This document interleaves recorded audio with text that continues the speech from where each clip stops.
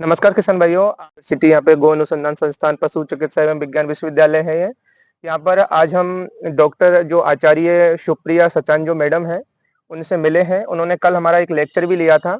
जो पशुओं के जो अंत्य और बाह्य परजीवी हैं, उनके बारे में कि जो बाह्य जो परजीवी जैसे कलीली, जुआ, चिचड़ी, अंत्य परजीवी में जैसे पटेरे पड़ जाते हैं बच्चे के, उसके बारे में हमारे किसान भाइयों को मैडम के द्वारा विस्तार से बताया गया था। और आज हम मैडम से विस्तार के रूप में ही जानेंगे कि हमारे किसान भाइयों को हमारी जो मैडम है सुप्रिया जी, ये बताएंगे कि किस प्रकार से अगर अंत्य और बाह्य परजीवी हमारे पशुओं में हो जाते हैं तो किस प्रकार से हम उनका समाधान करें। तो मैडम, पहले आप अपना परिचय देते हुए हमारे किसान भाइयों को सुझाव दें।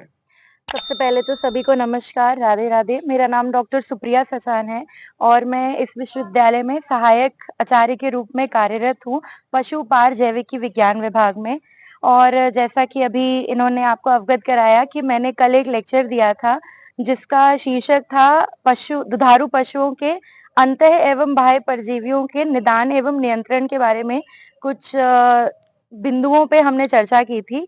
तो परजीवी का अर्थ होता है ऐसे जीव जो अन्य जीवित पशुओं के ऊपर या जीवों के ऊपर अपने जीवन शैली को या पोषण के लिए उन पर निर्धारित रहते हैं। ये पशुओं के या तो बाहर मिल सकते हैं तो उन्हें हम बाह्य परजीवी कहते हैं, और अगर ये पशुओं के अंदर मिलते हैं तो हम उन्हें अंतः परजीवी कहते हैं। जो भी पशुओं के बाह्य परजीवी होते हैं उनके उदाहरण के तौर पर जैसे कि किलनी, चिचड़ी, जूं, पिस्सू, और अंतः परजीवी में जैसे कि पटेरे। वैसे तो मूलतः अंतः परजीवी 3 तरीके के होते हैं, गोल कृमि, फीता कृमि या फिर पर्ण कृमि। तो हम बाह्य परजीवी के निदान और नियंत्रण के बारे में कुछ बात करेंगे। बाह्य परजीवी और के निदान और नियंत्रण के लिए आपको किसान भाइयों सबसे पहले तो जितने भी बाह्य परजीवी हैं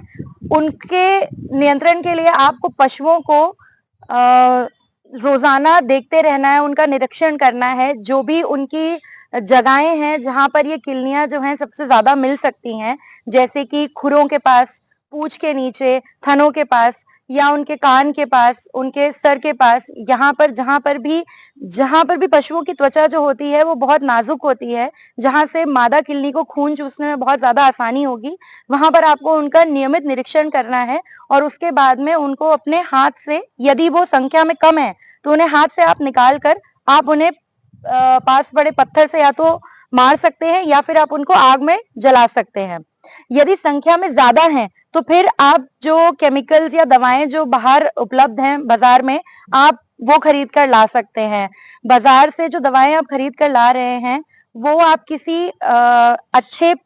पशु चिकित्सक से पता करने के बाद ही उसका यूज करें, क्योंकि वो दवाएं जो हैं उनका एक निर्धारित डोज होता है,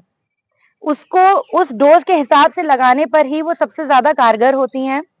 जब भी आप दवाएं लगा रहे हैं तो आप सब अपने घरों में अक्सर ही दवाएं लगाते होंगे, तो जो आप दवाएं लगा रहे हैं या तो आप वो पोछा विधि से लगाते होंगे, स्प्रे विधि से लगाते होंगे, या अन्य और भी विधियां हैं जिनसे आप लगाते हैं। अब ये विधि करते वक्त लोग अक्सर क्या करते हैं कि सिर्फ पशुओं पर दवाइयां लगाते हैं, पर जो पशुशाला है या जो पशुओं का आवास है जहां हम पशुओं को रखते हैं, हम वहां पर ये दवाइयों का एप्लीकेशन करना छोड़ देते हैं। तो हमें इस चीज का बहुत ज्यादा ध्यान रखना है कि पशुओं के साथ साथ हमें पशुओं की पशुशाला पे भी इन दवाओं का छिड़काव करना है। या आप जैसे अगर बाल्टी में घोल बना रहे हैं दवा का, तो वो पशुओं के ऊपर डालने के उपरांत आपको उसी बाल्टी को अपने पशुशाला में फेंक देना है, जिससे कि जहां पर भी दरारें हैं, जहां पर मादा किलनी जो है आपके पशु से खून चूसने के बाद में नीचे गिर जाती है और उसके बाद उन दरारों में जाकर अंडे दे देती है, तो आप वहां पर जाकर मतलब ये जो रासायनिक पदार्थ या जो दवाएं हैं ये उन अंडों को मार देंगी, जिसके बाद में आपको बार बार पशु के ऊपर दवा लगाकर पशु को भी परेशान नहीं करना पड़ेगा। जब भी आप ये रासायनिक पदार्थ लगाते हैं या दवाएं लगाते हैं पशुओं के ऊपर, तो आपको कुछ 2-3 बातों का ध्यान ये भी रखना है कि जब भी पशु के खुले घाव हैं तो आपको दवा नहीं लगानी है। जिस दिन धूप अच्छी है उस दिन आपको दवा लगानी है। और साथ में आपको ये ध्यान देना है कि जो पशु है वो इन दवाओं को चाटे नहीं। अब अगर आप चाह रहे हैं कि ये जो रासायनिक पदार्थ हैं किसी कारणवश अगर आप खरीद नहीं पा रहे हैं, जो भी समस्या है, तो आप उसकी जगह अपने नजदीकी जो पेड़ पौधे हैं, आप उनसे भी कई हद तक इन बाह्य परजीवियों का नियंत्रण कर सकते हैं। जैसे कि आप नीम की पत्तियों को, यूकेलिप्टस की पत्तियों को, हल्दी थोड़ा सा उसमें डाल के आप इस पानी को उबाल के फिर पशुओं के ऊपर लगा सकते हैं। आप चाहें तो हल्दी का लेप भी लगा सकते हैं। तो हल्दी में तो बहुत सारी एंटीबैक्टीरियल प्रॉपर्टीज भी होती हैं, तो ये आपके लिए दोनों तरह से काम करेगा। और साथ में अगर आप चाहें तो आजकल हमारी विभाग में भी इस पर काफी रिसर्च चल रही है कि धतूरा की पत्तियां, शरीफे का पत्तियां और बीज हो गए, शरीफे का जो फल आता है उसकी पत्तियां और बीज, लहसुन की जो कलियां होती हैं, जो लौंग होता है, लौंग का तेल जो होता है, हम उसको भी इस्तेमाल करते हैं आज के दौर में किल्लियों के नियंत्रण के लिए। क्योंकि क्या है कि किसानों को पता नहीं होता है कि रसायनों को कितनी मात्रा में इस्तेमाल करना है। जो उन्होंने बाजार से खरीदा, वो उनको जैसा बाजार में बता दिया गया, वो उस हिसाब से लगा लेते हैं। आजकल बहुत ज्यादा रेजिस्टेंस की प्रॉब्लम बढ़ रही है, तो उस रेजिस्टेंस की प्रॉब्लम से लड़ने के लिए अब ये एक आयुर्वेदिक या हर्बल मेडिसिन को हमने अपनाना शुरू कर दिया है जैविकी विभाग ने। और अंतः परजीवियों के लिए भी हम इन्हीं चीजों का इस्तेमाल कर रहे हैं। अवश्य ही पौधे जो हैं या पेड़ जो हैं वो बदल गए हैं। जैसे कि आप जो पपीता खाते हैं, अगर आपने पपीता खाया, आप चाहे तो पपीते के छिलके, पपीते के बीज, ये आप अपने पशु को दे सकते हैं, क्योंकि पपीता जो होता है वो बहुत अच्छा अंतः परजीवी नाशक है। अब तो मैडम, ये जैसे आप हमारी जो किसान भाइयों को ये भी बताएं कि जो अंत्य परजीवी होते हैं उनके लिए कोई जो स्पेशल जो दवा हो जो उसी साल से मार्केट में मिलती हो, उसके बारे में भी आप हमारे किसानों भाइयों को बताएं कि वो जाके अगर दुकानदार अगर किसी मेडिकल पे जा रहे हैं तो नाम बता दे और उनको वो उपलब्ध कराएं। देखिए, यूं तो वैसे बोलते हैं ब्रॉड स्पेक्ट्रम एंथेलमेंटिक्स जो आते हैं, जैसे उसमें आपने बहुत नाम सुना होगा, एल्बेंडाजोल, फेनबेंडाजोल, मेबेंडाजोल। लोग ज्यादातर एल्बेंडाजोल नामक सॉल्ट को सबसे ज्यादा खरीदते हैं, लेकिन बोलते हैं कि फेनबेंडाजोल जो होता है वो सबसे अच्छा माना जाता है, क्योंकि वो आप हर समय पशु को खिला सकते हैं, चाहे वो गाभिन भी हो तब भी आप उसे दे सकते हैं, पर ये एल्बेंडाजोल के साथ नहीं है। और मैडम, ये जो भारी ये जो परजीवी होते हैं इनके लिए बाह्य परजीवी के लिए जैसे आप अमितराज का इस्तेमाल कर सकते हैं, आप आइवरमेक्टिन का इस्तेमाल कर सकते हैं, पर सबसे अच्छा वैसे तो अमितराज ही माना जाता है। तो किसान भाइयों, मैडम के द्वारा आपको बताया गया कि अगर हमारे पशु में अगर ये जो भारी और अंत्य परजीवी रहते हैं, जैसे डॉक्टर साहब सलाह लेते हैं, मैडम जी बता रही थी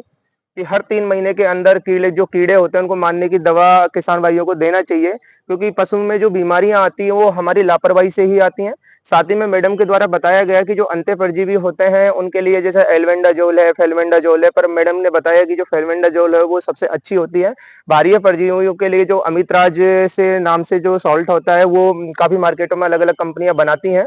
उसी के साथ जैसे साइबरमेक्टिन का जो इंजेक्शन होता है उसको भी लगाया जाता है। और मैडम ने आपको काफी अच्छे प्रकार से बताया कि अगर हमारे किसान भाई